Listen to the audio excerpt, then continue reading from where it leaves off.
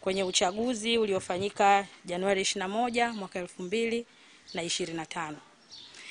Na kimsingi tulikuwa tuna majukumu mahususi kama upande unaomuunga mkono Freeman Mbowe. Binafsi nilikuwa katibu wa kundi la wanawake ambao walikuwa wanamuunga mkono Freeman. Na katika mazingira yale kila mtu alifanya kazi kwa nafasi yake kuhakikisha mwenyekiti wetu mstaafu anashinda. Sasa ziko ajenda ama hoja mbalimbali zilizosemwa na wenzetu ambao wameamua kutoka kwenye chama wakijitambulisha kwamba wao ni watu waliokuwa wanamuunga mkono Freeman. Wameondoka kwenye chama na wana sababu zao walizozisema. Lakini na sisi tulikuwa tunamuunga mkono Freeman na tupo kwenye chama. Sasa tulitaka tutume message ama tutoe ufafanuzi kidogo kupitia nyinyi waandishi wa habari. Ufafanuzi huu ufikie umma wa Tanzania kwamba hizo hoja zao majibu yapo, kwa sababu na sisi ni miongoni mwa watu ambao walikuwa wanamuunga mkono Freeman.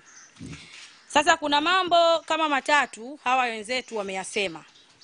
Jambo la kwanza wamezungumzia kuhusu ubaguzi. Jambo la pili wamezungumzia kuhusu chama kutoka kwenye misingi ya kuundwa kwake. Jambo la tatu wamezungumzia kuhusu chama kufanya maamuzi bila kushirikisha watu. Sasa kwenye swala la ubaguzi kuna mambo mengi wameyasema. Mimi niseme tu kidogo kwa sababu ni miongoni mwa watu ambao walikuwa wanamuunga Freeman Aikaeli Mbowe. Mimi ni kiongozi wa baraza la wanawake kwa nafasi yangu. Sijawahi kuona kitu kinachoitwa ubaguzi kwetu. Sijawahi kuona kitu kinachoitwa kukosekana kwa upendo. Sijawahi kuona kitu kinachoitwa kuitwa majina tofauti tofauti kama ambavyo Mheshimiwa Catherine Nruge alivyokuwa anasema. Hapa kuna hoja moja ambayo wenzetu wameshindwa pengine kuiweka vizuri ama wanaogopa kuisema.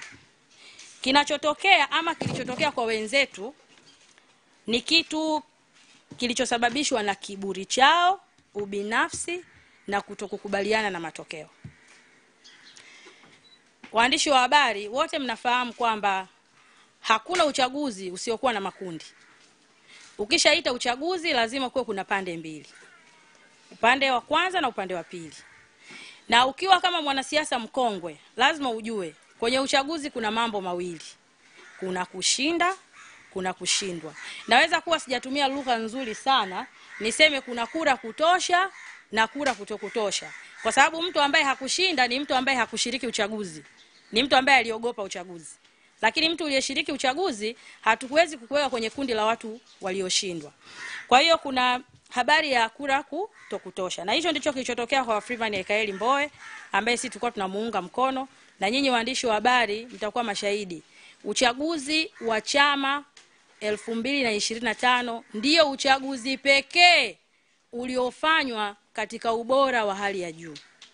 Kila kitu kilikuwa wazi. Mliona watu walipiga kura, wajumbe walihakikiwa. Kwa hiyo kwa mtu ambaye alikuwa anamuunga mkono Mheshimiwa Freeman, uungwana ilikuwa ni kukubali matokeo. Kukubali matokeo na kutoa ushirikiano wa hali ya juu kwa wale walioshinda. Kwa hiyo kinachowatafuna wenzetu kama nilivyosema ni kiburi, ubinafsi na kutokukubaliana na matokeo. Hakuna kitu kinachoitwa kutengwa, hakuna kitu kinachoitwa ubaguzi. Ni kiburi tu. Kwa sababu sisi baraza la wanawake kanda ya Pwani, soon uchaguzi ulipoisha, tulijua kabisa mgombea wetu kura zake hazikutosha. Tulichokifanya hatukusubiri chama kitubembeleze. Tuliona hiki chama ni kizuri, tunakipenda, tuna wajibu wa kukilinda na kukitunza. Tukatafuta jitihada binafsi, tuliomba appointment na mwenyekiti Mheshimiwa Tundu Antipas Lissu tarehe 30. Tulienda tukaonana naye, tukazungumza na tukamwambia mwenyekiti, sisi ni kweli hatukuunga mkono lakini umeshinda. Wewe ni mwenyekiti wetu na tutakupa ushirikiano wa kutosha. Kwa hiyo nimesema niliweke hilo sawa ili muone hiyo dhana ya kubaguliwa, labda dhana ya ubinafsi ni kitu ambacho hakipo katika uhalisia. Kwa sababu kama ni kubaguliwa, mbona sisi hatubaguliwi? Mimi binafsi ni katibu wa baraza la wanawake kanda ya Pwani. Mbona sibaguliwi? Mheshimiwa Boniface Jacob, mwenyekiti wetu wa kanda ya Pwani, mbona habaguliwi? Na viongozi wenzangu hapa nao watapata nafasi ya kuzungumza. Mbona hawabaguliwi? Kwa hiyo nyinyi waandishi wa habari mnapaswa mtusaidie kupeleka hii message kwamba hicho kinachoitwa kubaguliwa ni kwa nini? Ni kwa nini wenzetu wana changamoto ya kutokukubali matokeo? Kwa sababu katika expectation za kawaida, unavyoenda kushiriki uchaguzi, una expect kushinda. Kitokea umeshindwa, unapaswa kujua kwamba haya ni matokeo, ujipange usonge mbele, kwa sababu kuna chaguzi zingine kwa wakati mwingine. Lakini hao watu waulizeni maswali. Huyo mtu anayelalamika kubaguliwa, nataka nimtolee mfano mtu kama Catherine Ruge. Ana nafasi gani kwenye chama? Yaani ana nafasi gani ya kiuongozi? Kwa sababu kama una nafasi ya kiuongozi, mfano mimi ni katibu baraza la wanawake, majukumu yangu mimi ni mtendaji mkuu wa shughuli za wanawake kwenye baraza langu, kwenye eneo langu. Nani ananizuia? Nani ananizuia? Nani atanibagua? Kwa nataka hili nalo mlielewe. Hao ambao mnaona wengi wao wanalalamika, wengine walikuwa ni wajumbe wa secretariat ya taifa ya chama. Manake saa hizi ni wanachama wa kawaida. Wanatumia neno maarufu wanaitwa wakunja ngumi, right? Ni wakunja ngumi tu kama wakunja ngumi wengine. Sasa unapolalamika unabaguliwa kivipi? Kwa namna ipi? Ni wapi umeshindwa kutimiza majukumu yako? Kwa sababu tunafahamu chaguzi zina maumivu na ni kweli. Lakini katika mazingira tuliopo haya ya kichama, tunaona tunaelekea kwenye vita. Unasubiri kubembelezwa? Wewe ni kamanda? Wewe ni mwana mageuzi? Wewe ni mwana mapinduzi? Kwa hiyo tulitaka hilo kwanza mlione na mlitathmini.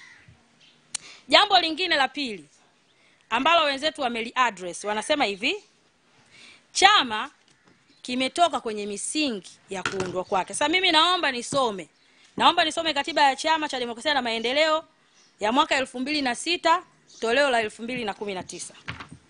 Sura ya 4. Hapa wanazungumzia madhumuni ya chama. Madhumuni. Kuna madhumuni ya kisiasa, madhumuni ya kiuchumi na madhumuni ya kijamii. Sasa tuje kwenye madhumuni ya kisiasa 411. Kuhakikisha kuwa chama chetu kinashinda chaguzi za kiserikali na kushinda dola kwa njia ya kidemokrasia ili kuleta maendeleo endelevu kwa taifa letu. Ndugu waandishi wa habari, hilo mnavyoliona tulisimamia. Kwa sababu chaguzi zilizopo sio chaguzi zinazotumia njia ya demokrasia. Kwa hiyo moja kati ya mambo tunayoyafanya ni pamoja na kulinda madhumuni ya chama chetu. Hatuwezi kwenda kuingiza chama kwenye uchaguzi ambao tunajua hata tukishinda hatutangazwi. Tunajua msimamizi wa uchaguzi ana haki kwa mujibu wa katiba na kwa mujibu wa nguvu waliopewa na chama chao ambacho ni CCM, ambayo pia ni serikali. Wanaweza kumtangaza mtu yoyote. Mtu anaweza kushinda na asitangazwe. Sasa watu waambie hiyo misingi ambayo wanasema chama imetoka kwenye misingi, ni msingi upi? Ni msingi upi? Watu waambie, kwa sababu madhumuni ya chama hilo ni moja kati ya madhumuni. Lakini jambo lingine 414, kuendeleza na kudumisha demokrasia katika mfumo wa vyama vingi vya siasa. Kujenga utamaduni wa demokrasia katika jamii kwa kutambua kazi za wengi katika maamuzi na pia kutambua haki za wachache zisikilizwe, kuheshimiwa na kulindwa, sambamba na kukubali ushindani huru wa haki na wawazi katika uchaguzi. Ndugu waandishi na wananchi ambao mnatusikiliza, wale wanaojiita G55, G55, sio kwamba hawakusikilizwa. Tarehe 3 mwezi wa 4 chama kiliita kikao cha watiania wote Tanzania nzima. Wao hawakuja, waliandika barua ama kitu kinachoitwa waraka, na waraka ulipokelewa. Sasa walitakaje? Kila kitu kinahitaji time. Mtaleta waraka wenu leo, malalamiko yenu leo yafanyiwe kazi leo? Ni kitu ambacho hakiwezekani. Kwa hiyo nimesema kwenye hiyo hoja wanayosema kwamba chama kimekiuka misingi, labda waseme ni misingi hivi, kwa sababu moja kati ya msingi au madhumuni ya chama cha siasa, kwa maana ya chama chetu, Chama cha Demokrasia na Maendeleo, ni pamoja na kushinda dola kwa njia za kidemokrasia. Lakini hizi njia ambazo zipo hatuwezi kushinda dola. Kwa hiyo hakuna msingi wowote uliokiukwa. Lakini tarehe 2 Disemba kamati kuu ilikaa mwaka jana. Pamoja na mambo mengine walikutana kwa ajili ya kufanya tathmini kwa ajili ya uchaguzi wa serikali za mitaa. Katika kamati kuu ile, wajumbe wa secretariat ambao ndio chombo kikuu kinachoratibu shughuli za chama za kila siku, ndo hao kina Salum Mwalimu, ndo hao kina John Mrema, ndo hao kina Benson Kigaila. Of course Catherine yakwepo, nafikiri uchaguzi wa baraza la wanawake ulikuwa umeshaisha. Kwa sidhani kama alikuwa ni mjumbe. Hao ndio ambao wanaandaa agenda. Hao ndio ambao wanaandaa mipango wanaipeleka kwenye kamati kuu. Ikiwemo no reform no election, kwa sababu Salum Mwalimu wakati anahojiwa na Wasafi TV alisema no reform no election sio agenda iliyopitishwa kama azimio kwenye kamati kuu. Sasa yeye ni mjumbe wa secretariat na anajua. Wakati mwenyekiti anaongea hapa na vyombo vya habari baada ya kutoka kwenye kamati kuu, alisema mwelekeo wetu ni no reform no election. Kama hakuna mabadiliko ya msingi kwenye kanuni za uchaguzi, kwenye sheria, hatuoni sababu ya kufanya huu uchaguzi ufanyike. Kwa hiyo hawa wenzetu, na nyinyi kama mmenisikiliza na mnafuatilia, mmenisikiliza vizuri, mkija kufuatilia kwa kina mtagundua no reform no election imekuwa ni mzigo mzito sana kwa wenzetu. Wao wanafikiri wana haki ya kulinda ndoto zao za watu wachache, lakini ndoto za mamia maelfu ya Watanzania zikapotee.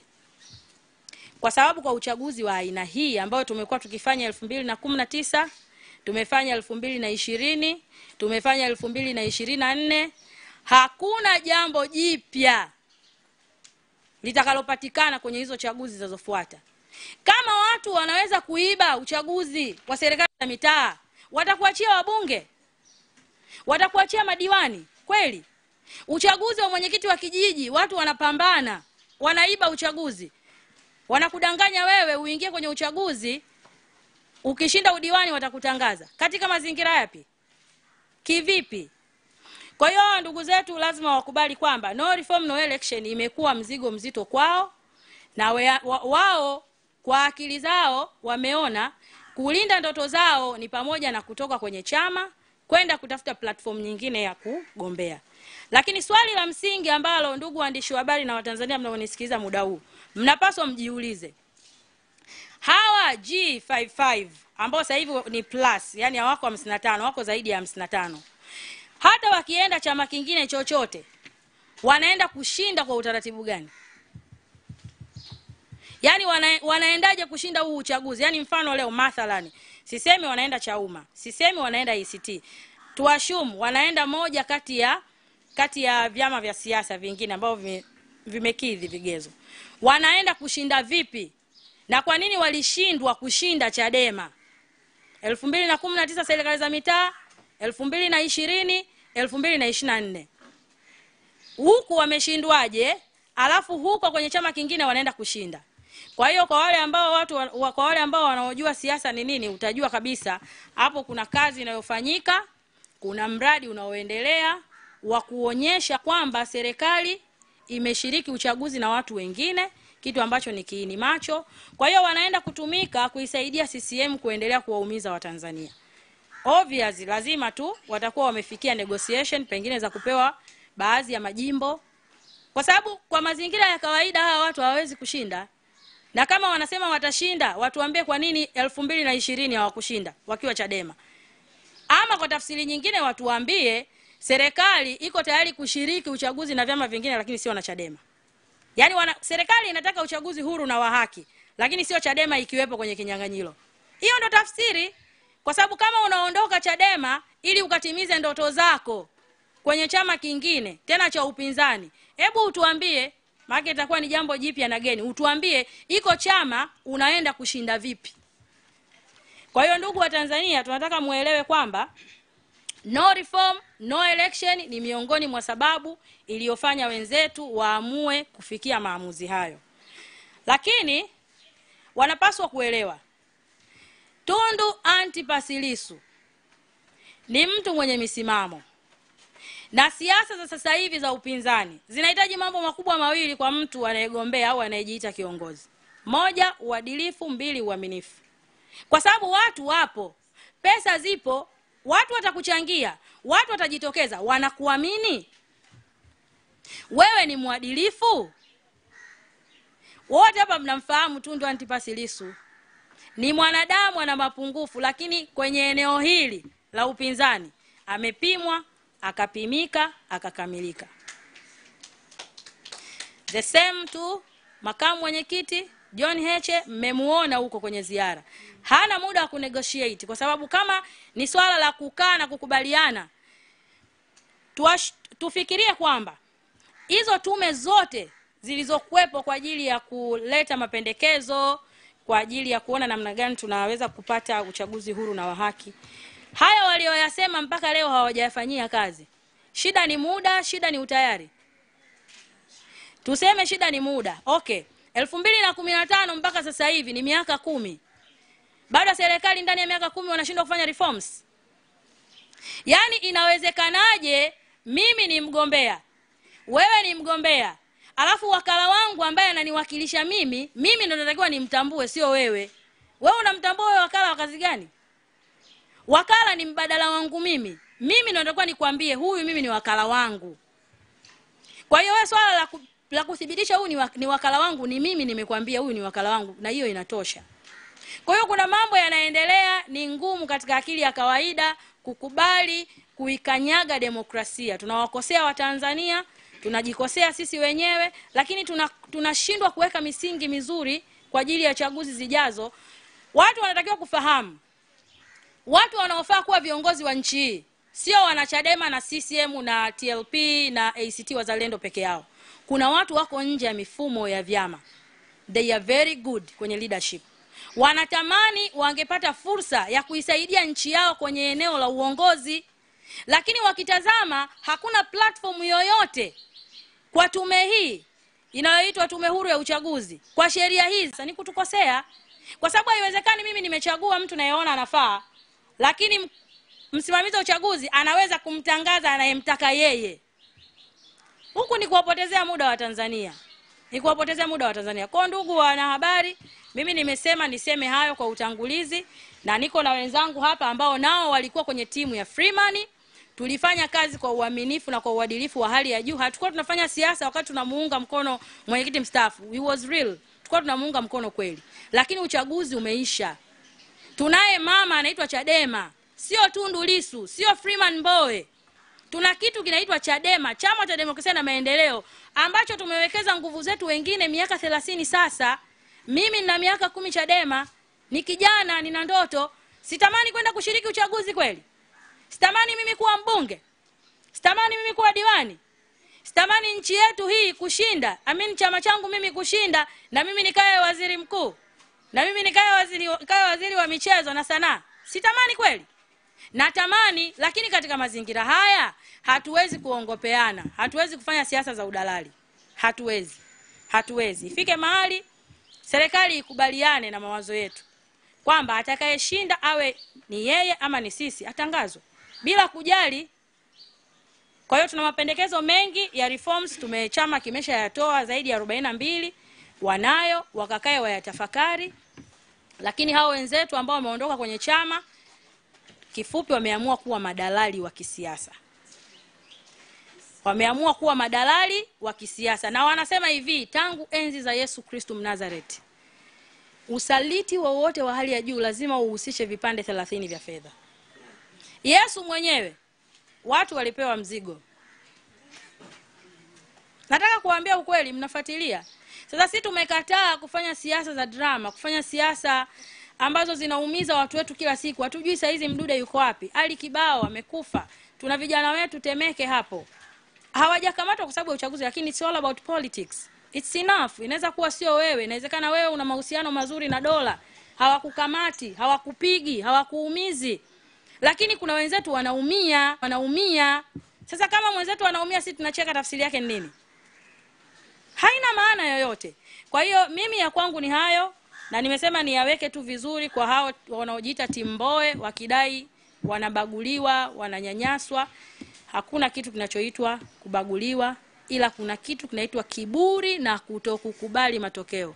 Asanteni kwa kunisikiliza. Ninaomba nimkaribishe Mheshimiwa Nice Gisunte, mwenyekiti wa mkoa Baraza la Wanawake